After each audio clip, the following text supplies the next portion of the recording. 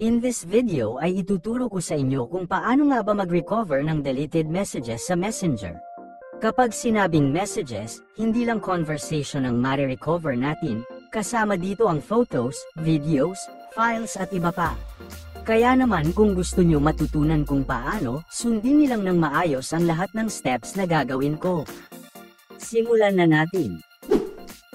Dito muna tayo sa pinakamabilis na paraan para mag-recover ng messages. Huwag kayong mag-alala kung hindi gumana sa inyo ang way na to dahil baka sakali lang naman itong gagawin natin. Sa inyong Messenger, punta kayo dito sa menu. I-tap ang archive. Swerte kayo kung nandyan ang tao na hinahanap nyo, dahil mare-recover nyo agad ng walang kahirap-hirap.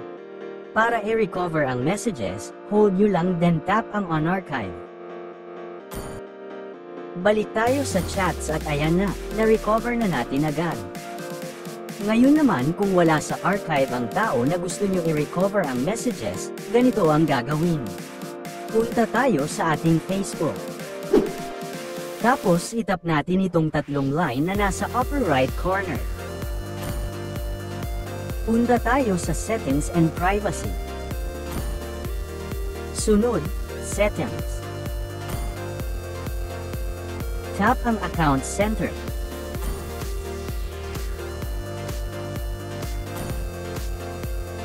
Download your information.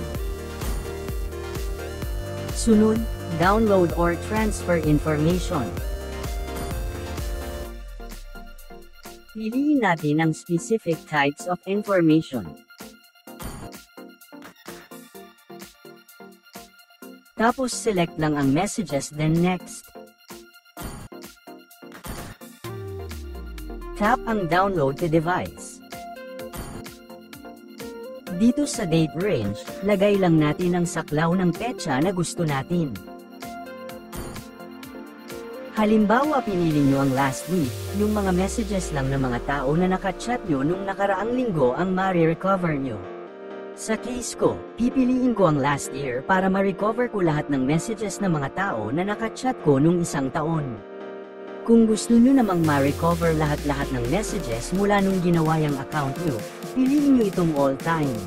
Sobrang saya niyan dahil magte-throwback lahat ng memories nyo sa mga taong nakausap nyo noon.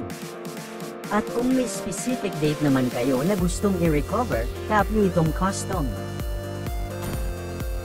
Pwede nyong lagay dyan ang saktong araw kung kailan nyo na-delete ang conversation nyo sa isang tao. Tap lang ang save kapag nakapili na kayo. Sa format, hayaan nyo lang naka-HTML. Sa media quality naman, kung gusto nyong mas malinaw ang photos and videos na ma-recover nyo, piliin nyo ang high. Medyo matatagalan nga lang ng konti mag-download pag ganon. Pag ayos na lahat, tap lang natin itong create files.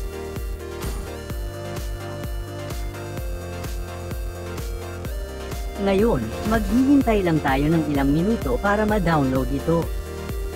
Habang naghihintay, punta muna tayo sa Play Store para mag-install ng isang app na kakailanganin natin. Ayos lang kahit close na muna natin ang Facebook dahil magno-notify naman kapag ready to download na ang files natin. Search lang ang Z Archiver.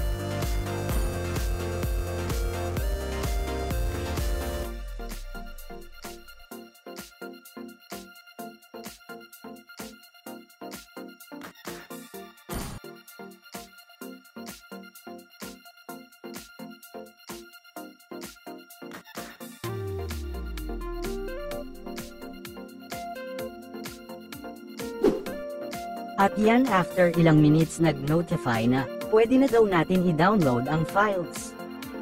Tap lang natin.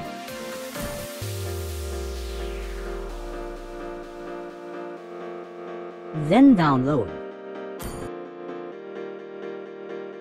Enter nyo lang ang password nyo.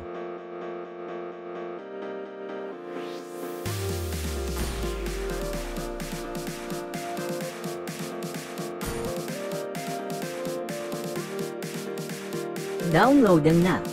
Medyo matatagalan mag-download yan kaya cut ko na lang para mapabilis. Kapag downloaded na, tap nyo lang. Diretso niyan tayo sa app na in-install natin kanina. Tap ang extract. Depende sa laki ng file kung gaano katagal ang extracting. Cut ko na lang ulit. Punta lang kayo sa your Facebook activity. Then sa messages. At yan, kayo nang bahala, carry nyo na yan. Kung photos or videos ang hanap nyo, mas okay kung sa gallery nyo na lang tignan para mas madali nyo makita. Dahil doon lahat sila mapupunta. Maraming salamat sa panunood, sana natulungan ko kayo.